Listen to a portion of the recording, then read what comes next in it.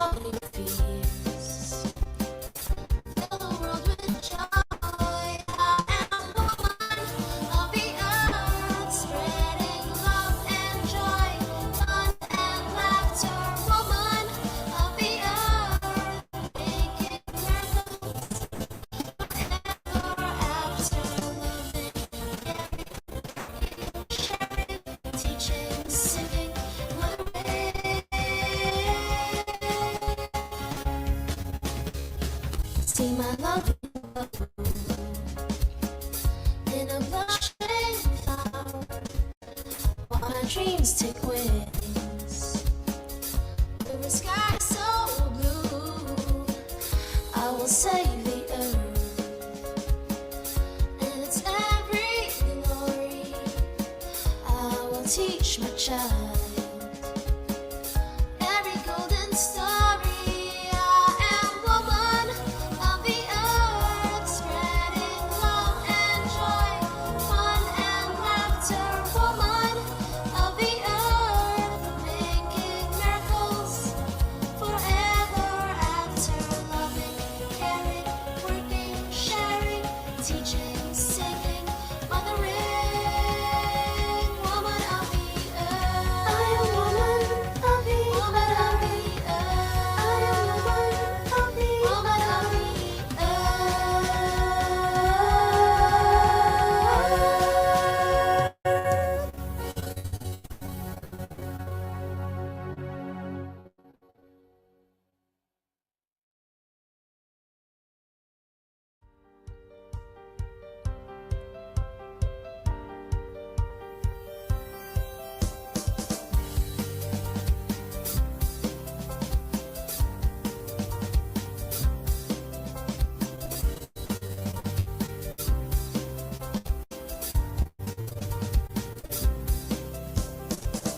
Listen to my voice, singing in the wind.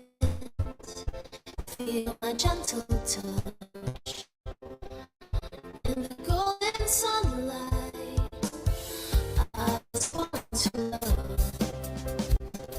Kiss your tears away and show your fears.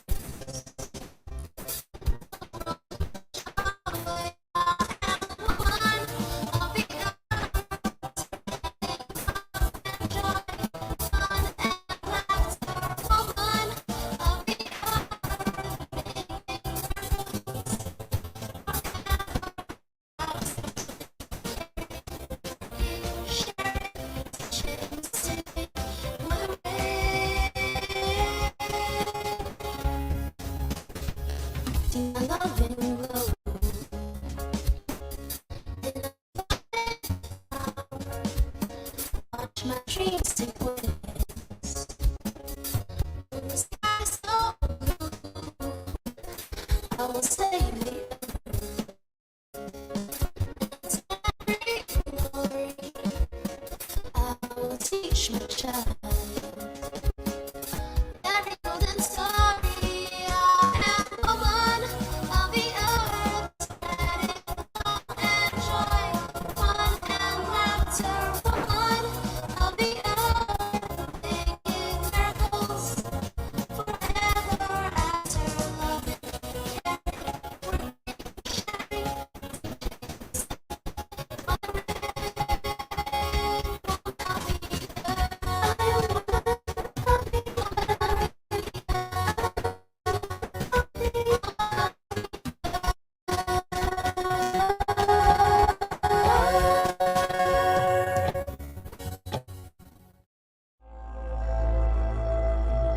We wish to acknowledge the traditional owners and custodians of this land. We acknowledge the waterways, the land, the sky, and all who inhabit this country. To hundreds of different nations across this continent, we pay our respects to their elders, present and future. We would like to extend that respect to the Aboriginal people as we acknowledge their continuing culture and the contribution they make to the life of this country.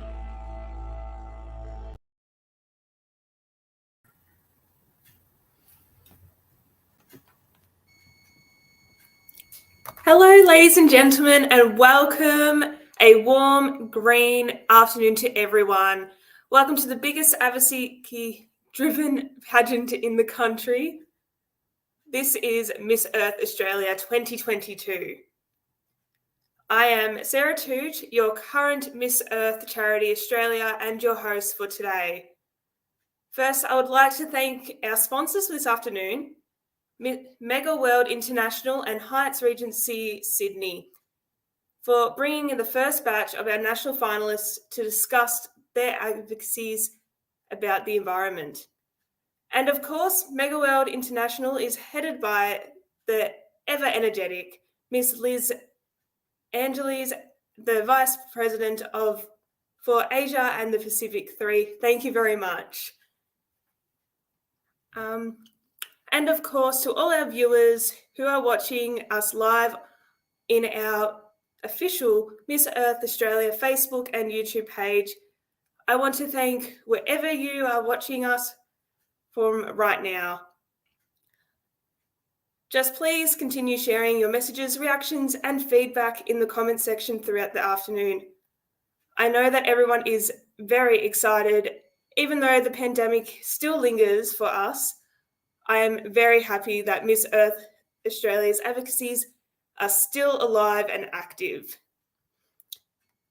To show that our passion continues, we'll be meeting today with our first batch of national finalists for their environmental talk, and our topic for this afternoon is endangered species.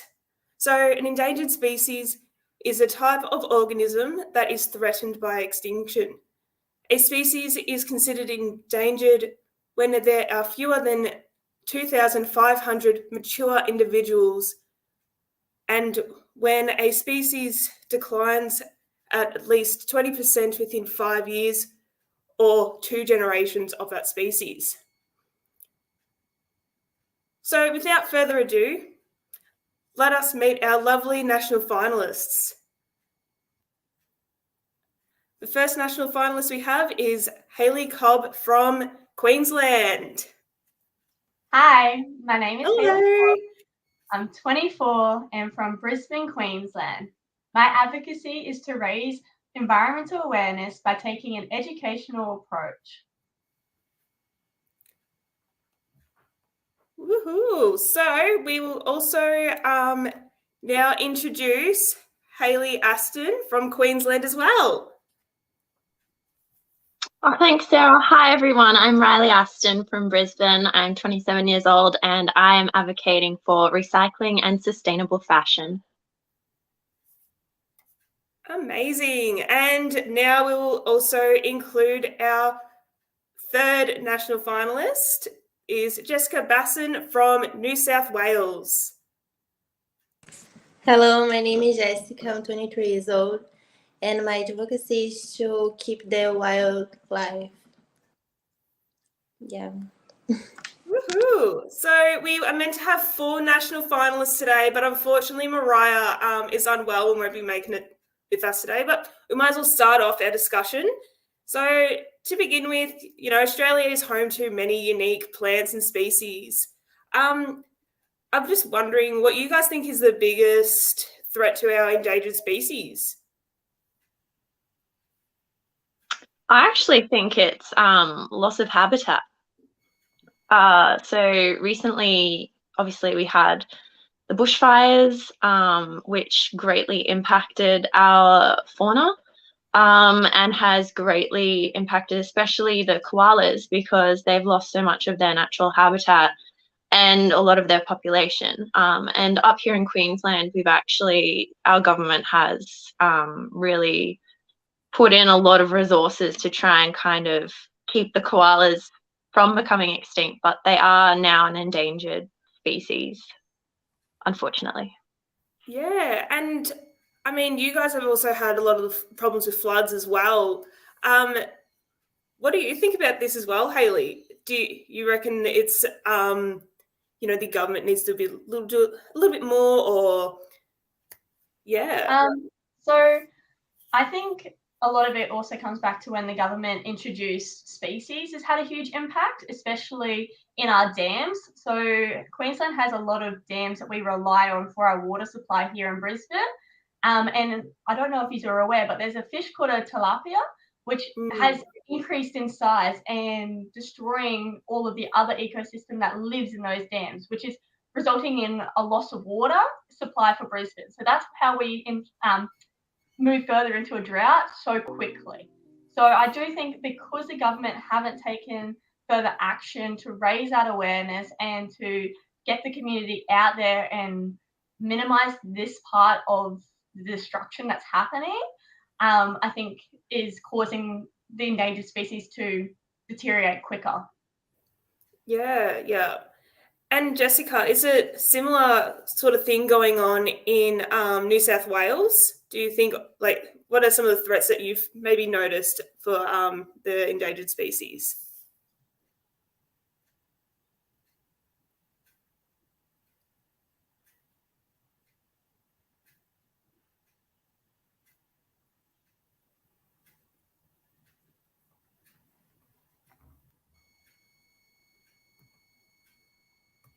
Are you there, Jessica?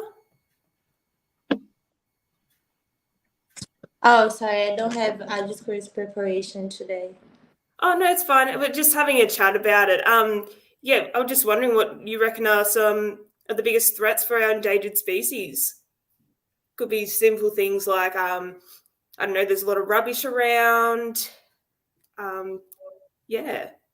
Yeah, like recycling is really important. Also, clean the beaches and like have bins in the streets. That is really important to don't make like a mess and go to ocean. Yeah, so I mean, those are even some great ways that we can protect our species, along with, you know, making sure you're taking any rubbish home instead of leaving it around. But what are some ways that do you reckon we could even spread some awareness about our endangered species in Australia? Is this an open question? Can I answer this is an open question, sorry. Okay, so well, actually, on September 7th, it's National Threatened Species Day. So that's actually coming up. It is after the Australian final, but I think social media is such a powerful tool in terms of raising awareness, and especially through using Miss Earth Australia as a platform. So what I'll be doing on September 7th is, you know, using my social media and obviously my sash being a national finalist for Miss Earth Australia to kind of promote awareness on, you know, the lack of habitat for our fauna, and also things that really impact their livelihoods. You know, acoustic pollution is actually one of them, and I think a lot of people don't actually know about acoustic pollution and how it impacts, you know, it impacts their mating habits, it impacts how they navigate through their natural habitats. So I think that's something that should definitely be discussed more, because I myself didn't actually know much about that until recently. Yeah.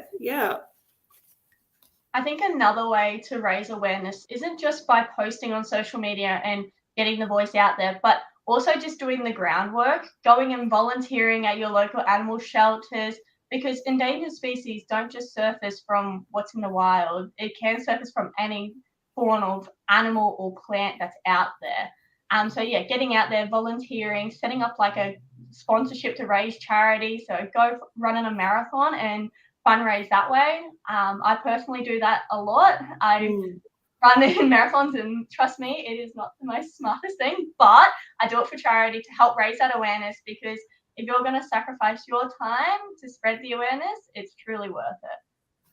Yeah, definitely.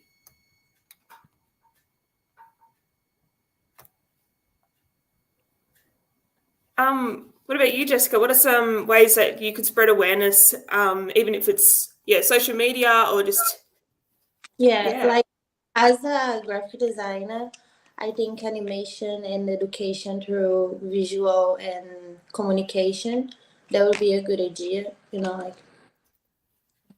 Yeah, definitely. I mean, we've seen a lot of things even from other countries come up about different endangered species.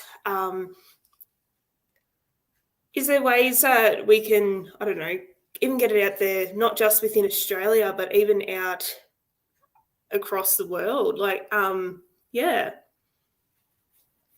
I think a big one we could push worldwide would be to stop purchasing products from endangered animals. If you believe that product has had any form of animal used to make it, don't purchase it. This is a huge problem worldwide. So starting just the awareness around being cautious on what you're purchasing can really save the animals that are endangered out there. So if it's got a tiger fur on it or it's made out of ivory, push back at it, because we don't want to support something that's going to ruin our endangered species.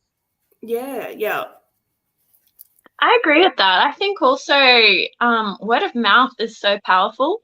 So I actually have come across quite a few podcasts, because I know a lot of people, whether they're traveling or in their car or, you know, on our lunch break, they listen to podcasts. And so I think we should have more podcasts that kind of, you know, explore these issues that we have, because, you know, people don't really know about this stuff. And even looking up endangered animals, whether it be worldwide or just in Australia, it's sometimes difficult to find statistics or even, you know, ways to combat how to reduce the risk of endangering animals, which I find quite upsetting. Yeah. And I guess, like, going back to like even products, like it's hard to find lists of products that have our like different endangered species that they come from. Like, yeah. I've actually started being a lot more cautious with how I'm purchasing my items. So instead of finding ones that you don't know where it's surfaced from, I make sure that I'm looking in businesses that are supplying goods that are actually minimizing the waste out there. So there's one brand, it's from the Sunshine Coast. It's like a swimwear brand. All of its products are made from the plastic bottles and fish nets collected around the world. So you know that you're removing the waste from the ocean, and these products are going to last longer. So I've been a lot more cautious on even my activewear is made from recycled plastic. All my outfits I'm buying from places that I know are actually going out there collecting this rubbish from the ocean to prevent this affecting our endangered animals, and especially considering sea turtles, not just green sea turtles, but various types like the loggerhead as well are on this endangered species list. Removing that ocean pollution now, we could possibly extend their life. So, yes. Yeah. And I mean, with more and more biodegradable things coming out, it is amazing what we are doing, but it's always a thing that we can do more. Brittany Dixon has also just put in on our Facebook comments that there are a lot of threatened species bake-offs that we can do. Like, yeah, that would actually be really cool, because then you would be able to, you know, make little treats and whatnot in the shapes of endangered animals, and kind of when you sell them or have them sort of on display, you can kind of have a placard saying, this is this animal, this is why they're endangered, this is what you can do to kind of help combat that issue. Yeah. And Nikki Wilson has also just commented, Maria denim is made from recycled plastic bottles. So yeah, there are so many different organizations and things out there that we, I guess, don't actually know that are around. But I mean, there's so much more we can do. I think it's also that some businesses don't have that education around how to minimize it as well. And a lot of like state government organisations online. They actually provide information out there for businesses to take that action to become more sustainable and to not have such an impact on our endangered species. So it's about also raising that awareness for businesses that don't know how to take that approach or how to, take that sustainable approach and reduce, know what natural resources they're using and how to make their products more recyclable if they can. So it's also taking it from another perspective rather than just businesses that are doing it now. How can we make businesses that aren't there yet become more sustainable? Yeah, exactly.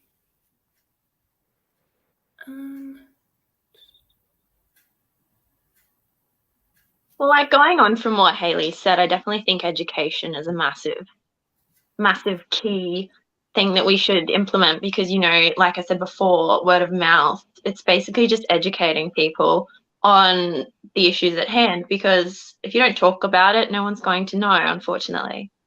Yeah. Education, I believe, is a huge, huge part of it. Do you guys reckon there's any ways that we can talk about getting more schools involved or educating the next generation? Oh, definitely. I remember being in primary school, and I think that was actually the last sort of time that, they kind of talked about endangered species. I remember being in primary school, and that was definitely a key thing we learned. And, we would go out and see the ecosystems and actually have these discussions, which is wild because these are children. But I guess that's why, I was kind of privy to endangered animals. It wasn't a foreign concept to me. But as I've become older and the years go by, I've had to go seek out that information. It's not made to be, available in everyday kind of discussion or topics unless you're going out and trying to educate yourself about these issues. Yeah, exactly. And I mean,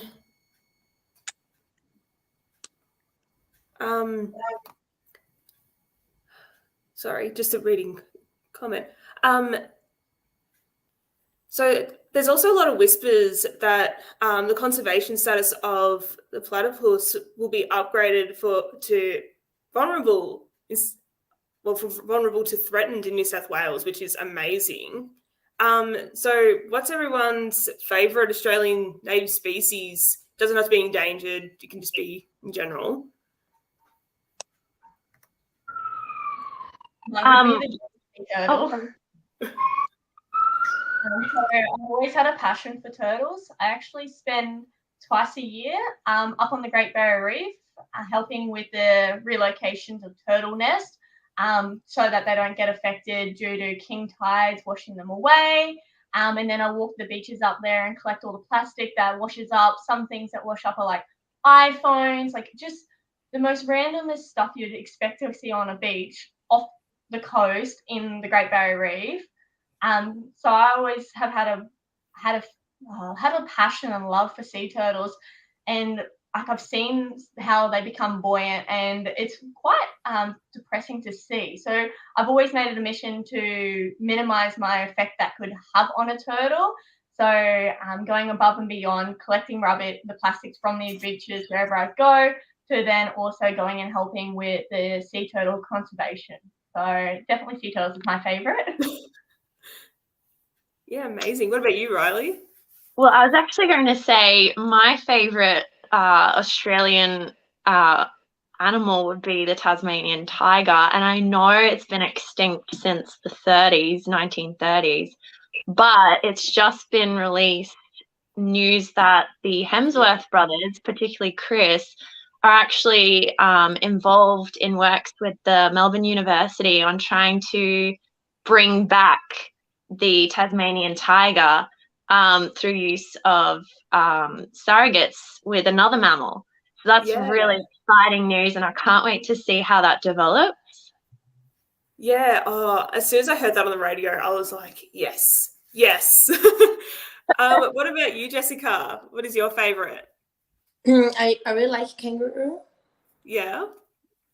Yeah, they beautiful. Yeah.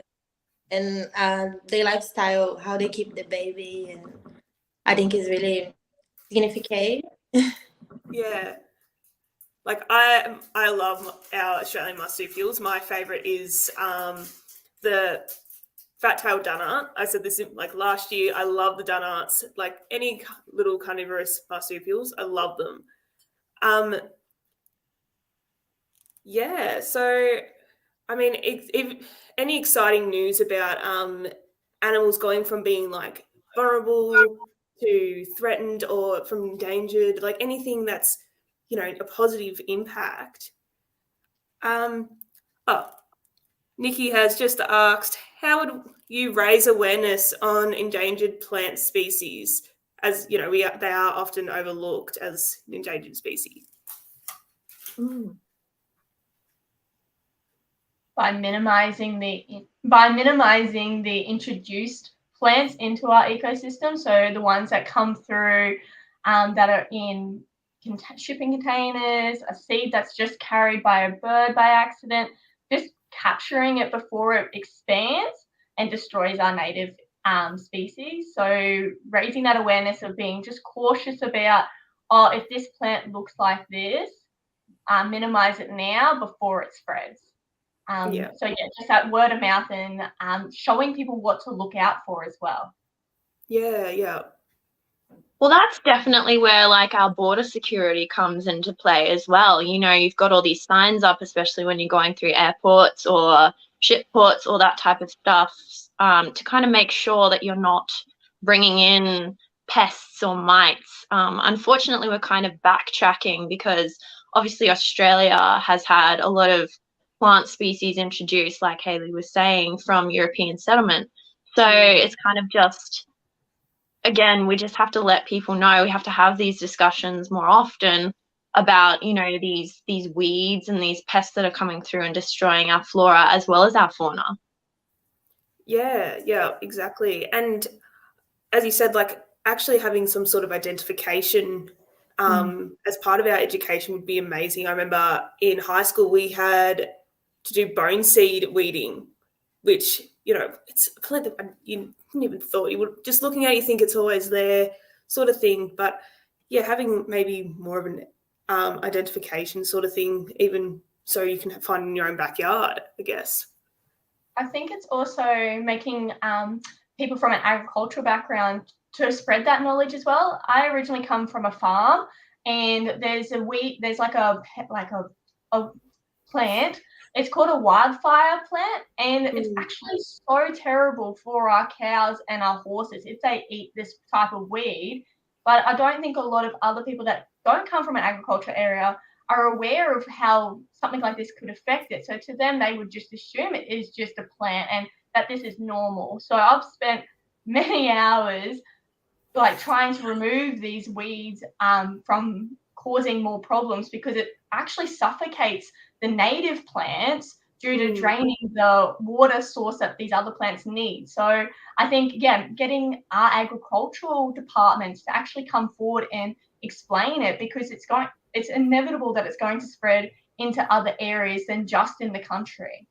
And definitely building on what Hayley said there, it's like we actually need people like the Hemsworth brothers to invest in seed preservation, because what's happening is we're running out of our natural Australian plants because they're being taken over. So we need to kind of combat that by reintroducing our natural plants back into the ecosystem. Yeah. I mean, I'm part of a local land care group, and we've started looking at different plants that are native to our areas. Do you believe that it'd be a good way of, like, because we've recently had National Tree Day, to even have more planting days of where it's our native species? Oh, definitely 100%. So I think it would be very beneficial to reintroduce more of what we've got, because they are our natural fauna. And so why would we be introducing flora from other countries when we've got so many different varieties here? We should be kind of celebrating them almost. Yeah. We could also see if people would move into building like a wildlife garden in their patios. Like I live in a unit, so I don't have the space, but I do have a balcony where I can have some of our native plants that are designed for to the tropics that I live in. So just making it aware of that, it doesn't have to be just in the area that you live. It could also be in your own backyard, in any little space that you have, because anything makes a difference. Doesn't matter how small it is. Yeah, exactly. Monique Shiffen, one of our past Miss Earth Australias, has just said, yes, education. There are a lot of schools I've taught at that practice habits every day: composting, gardening, recycling. Making new habits and knowledge is important for change. Exactly.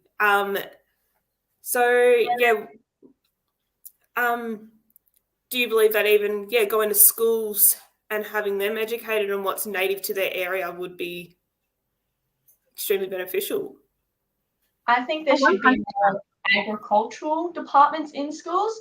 I was quite fortunate to go to a high school that actually had a full agriculture department. I think a lot of schools more into cities and suburbia need to have that exposure to make them aware. So I 100% agree that it needs to become more into the education system. I think a good idea also could be tours. So actually being somewhere like out of zoo, like really appreciate how the outside is and wildlife supposed to be. Yeah, I think appreciation make you be there and preserve. Yeah. I definitely agree, because I remember being back in school and it was actually something to look forward to, was going out on these excursions to kind of see the natural flora and I guess fauna if it was around, but exploring the ecosystems like the mangroves, and then also seeing the waterways and stuff, which is where a lot of plants actually tend to be. Yeah, exactly. And I mean, in saying that, we can start looking at which plants in our area fit with that fauna as well, to increase our genetic diversity of our animals and things. So what do you reckon are some ways that we can increase our both flora and fauna within those areas? Well, I actually am fortunate enough to be living on the Gold Coast in the hinterlands. So we are actually part of what they call a koala corridor. And so what that is the government has put into place particular areas where removing the land or disturbing the land is actually against council rules. So you're not able to clear the land, build on that land. And I think we should have more rules implemented like that, because that will not only help increase the amount of flora and natural vegetation that we have, but will also help promote a natural habitat for things like animals like the koalas, who are becoming more endangered. Yeah. I would say doing more research on the areas, because climate change is happening.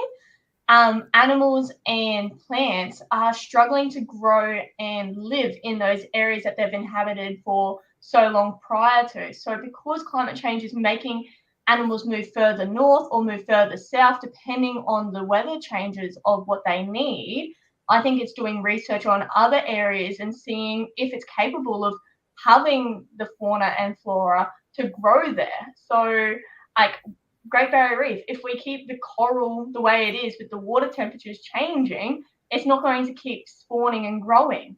So it's about just doing the research of where we can get it to grow and what's going to suit these animals and plants better than where they are currently, because of the amount of climate change that's happening.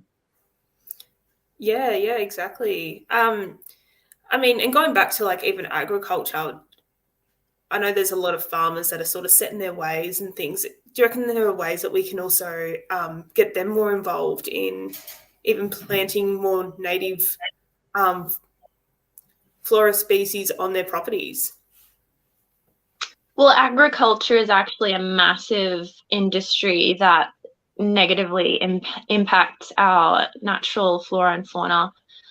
So that is actually a really great idea, and I think perhaps a lot of farmers should be looking towards planting these, just natural vegetation, and then promoting the natural fauna of Australia to kind of inhabit that. So I think that's definitely something that comes down to our governments, our state government, our local government, and we actually have an environmental minister. So I think, perhaps we as, eco warriors, we could start doing sort of, what do you call them? Where you raise awareness and you get the signatures and all that stuff. Yeah, And you can give petitions, them yeah, those ones. So you could give that to your local members of parliament, and then kind of it can escalate from there, because, on our own, we're not as strong as we are together. Yeah. So Brittany has just asked, do you think the government should allow members of the public to keep endangered species as pets? Why or why not? No, I don't think they should, for the fact that it's not their natural habitat and what their wildlife is. If they become an indoor animal or as a pet, like it's preventing them from actually growing and living the life that they should in their own natural habitat. Because a lot of the animals that are endangered, they rely on the other ecosystems that are out there to survive.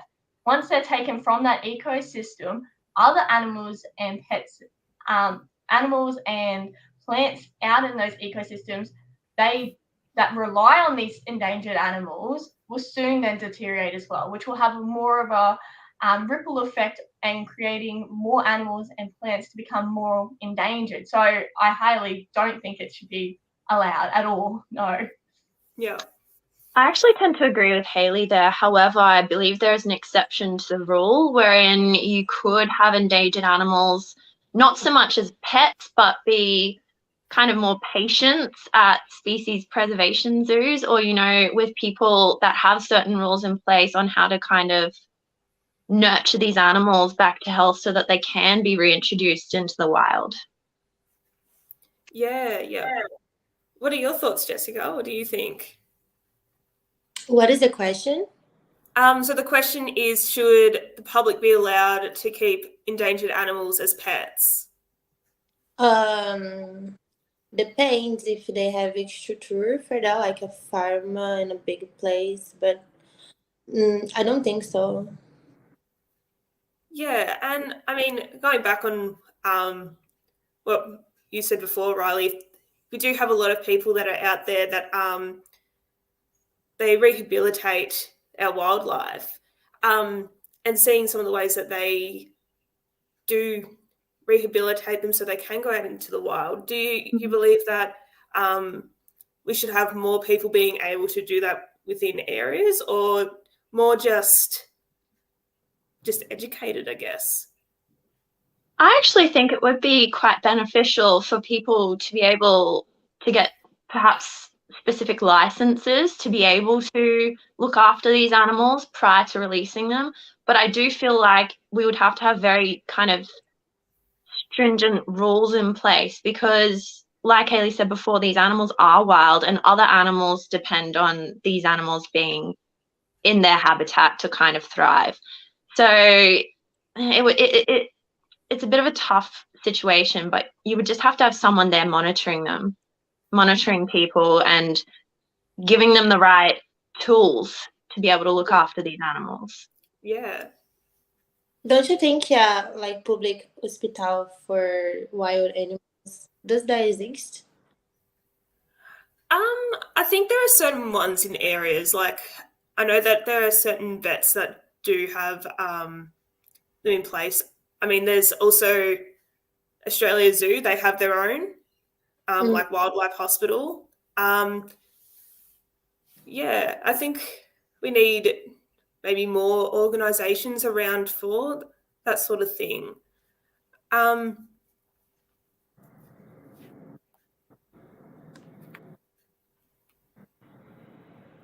I think like with what Riley was saying about having these rehabilitation centres, it's also then about becoming aware of how long we can have these endangered species out of these ecosystems while they're rehabilitating, because they do need help when they are struggling. Like if turtles are buoyant due to plastic, they need to be removed from the ecosystem to rehabilitate before they can go back. But it's knowing how long until it's going to actually have an effect on the ecosystem. So instead of saying that they're pets, it's more, is it reasonable to have, a turtle removed from its ecosystem for 2 months? Or, so I think it's we need those rehabilitation centres, but it's also making sure that we're aware of how long we're taking it out of that ecosystem. Yeah, and because, there are a lot of different animals out there that are part of, I guess, herd or a pack sort of thing. I guess it begs the question of, how long would be the best sort of time frame so that they're not being, I guess, rejected, or in that case, what can we do with those sort of animals if they are then getting rejected from their pack? Or I say that's when we'd need that further research to know how far it is, but we don't want to have these issues happen. Like I know, if a bird falls out of its nest and a human touch of it, the mother bird could reject it. So it's just about being cautious and aware of these impacts that could happen. But the only way we can learn and educate ourselves is by having that research undertaken. Yes, and building on from what you've said there, Hayley, places like the Sydney Zoo, I know they definitely have an animal rehabilitation program there, but they would be able to teach, just the general public or whoever wants to look after these animals that minimalizing human interaction with these animals is actually key to reintroducing them into the wild.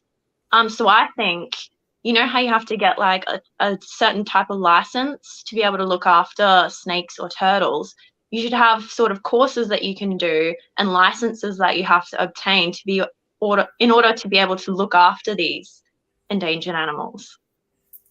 Yeah. So do you think the government should put more thought in protecting endangered species when planning development or construction? Oh, definitely, 100%. I was even looking at the environmental report recently, and it's actually kind of difficult to find information on what they're kind of doing to minimize impacting our fauna. So it's definitely an area that is kind of being overlooked a little bit, especially when it comes to construction and, like I said before, acoustic pollution, which is a major issue in terms of, disturbing habitats, disturbing navigation, and disturbing even breeding practices for a lot of fauna. Yeah. Brittany has just put on that in New South Wales, there are nearly 30 wildlife rehabilitation groups that support the rescue, care and release of injured, sick and orphan native animals. It's an enormous volunteer sector with strict codes and guidelines to result in the best outcomes for wildlife. I highly recommend looking into what's available in your state. Yes. Nikki Wilson, she says, what do you think we should be learning and incorporating knowledge from Indigenous Australians on traditional land management? Well, that's actually a very, very interesting topic, because I know that the governments are actually implementing sort of not rules, but they're kind of starting treaties with the Indigenous peoples of Australia, because we want to be able to work with them more. And so we're getting, different Indigenous communities to be able to give us their knowledge of the land, because they know the land better than really anybody. They have specific animals all throughout their Dreamtime stories, and they just have so much knowledge to impart. So they're such a great resource for us. Why wouldn't we use their knowledge to kind of improve our endangered species? Yeah. I agree. 100% we should be using the knowledge that Indigenous Australians have, because they know the way the land is and they know how animals and plants and trees all grow and how they can benefit from them. So their insight is what we need to continue to grow as a country and to minimize the amount of endangered species that are out there. So I definitely agree we should be incorporating them a lot more. I've noticed in the most recent politics article that came out, they've only just announced it last month, that they said that they were getting all of these Indigenous Australians, there was 36 Indigenous tribes that they were going to get to come on board to help tackle these endangered species problems across Australia. So it is in the works. It's just about how quick we can get that resolved and the problem minimised. Yeah. So, I mean, Riley, you touched on this earlier, like acoustic pollution, sorry. So light pollution is another issue that impacts our native species. What do you think as individuals or the government can do to reduce the risks of light pollution? Well, look, I'd say the biggest other form of pollution, apart from, acoustic and acoustic pollution rather, is the plastic in our waterways and all of the waste that ends up in the waterways and just in our backyards in general. It's quite disturbing how people can just litter. And I know that Australia's doing a lot better than it used to, but I even still see people just throwing plastic bottles out of their cars. And I think there should be more strict kind of rules in place. So I know there's fines in place at the moment, but, and there should even be cleanups more often, because I feel like there's not enough of that. And so you do end up with, you see those turtles with the plastic around their neck. So you find birds and they've just eaten plastic, all that kind of stuff. Plastic is a major, major pollutant for our habitat. Yeah, and I mean, like even going back to the light pollution, I know I've seen things about the turtles, how that has disrupted their babies from reaching the water. Do you reckon there's ways that we can, ways we can reduce that? Well, if you were putting curfews in place, like if the government and the councils started putting curfews in place, because the light pollution, whether it be from fireworks or buildings or whatever, it can be reduced. So I just think we need curfews in place for that, and then fines for people that aren't adhering to those curfews. Yeah. What do you think, Hayley? I think there's Switzerland and Singapore are leading countries on these more of a strict laws. It's actually frowned upon when the country doesn't adhere to light pollution and the littering. You can't walk through those countries without, if you literally throw your rubbish on the ground, you get a fine straight away. And the country itself actually frowns upon anyone that does that. I think we should be not just having the government, but also everyone in the community standing up and showing the other members of the community that are going and doing these issues and making it aware that, it's not acceptable. And for us to move forward, we need to stop the problem now. So it's about working together as a community to stop that. Light pollution is ridiculous. It's growing at a major rate. And I think even maybe installing functionalities of the dimming of the lights, because when the light is too strong, that is what's affecting the turtles from making its way to the water. So it's even having that functionality to make it more efficient by actually reducing the light strain that's coming out of a building. So there is possibilities to move forward with that. Yeah, exactly. So we're getting close to the end of our live. So I might just ask each of you to give a closing statement. Might start with you, Hayley. Thank you everyone for watching. I'm Hayley Cobb. I'm from Queensland, and I just wanted to spread my awareness around environmental sustainability that can be made throughout the community and businesses for educational approach for now and in the future. Thank you. Thank you. And we'll go on to Riley now. Hi everyone, thank you so much for having me speak with you this afternoon. I basically think that there are so many areas in the environment that we can improve and work on together. So I look forward to taking this leap and working on this journey with everyone. Thank you. And Jessica, what about you? I'm really glad to make part of this conversation. It's really interesting topics, and it's good to encourage people like take care of the earth. And about pollution, I think that would be good. Encourage use less cars and maybe cycling and walking. That would be. Thank you. No worries. Thank you all for joining us today, girls. These were some pretty tough topics that we've sort of brought up at times, and you guys handled them so well. So thank you so much for joining me today. And we've had some great comments. So Monique has just said, lovely to hear from the first batch of candidates for Miss Earth Australia 2022. Erin Josephine Cobb says, well done, ladies. And Nikki Wilson says, great job, everyone.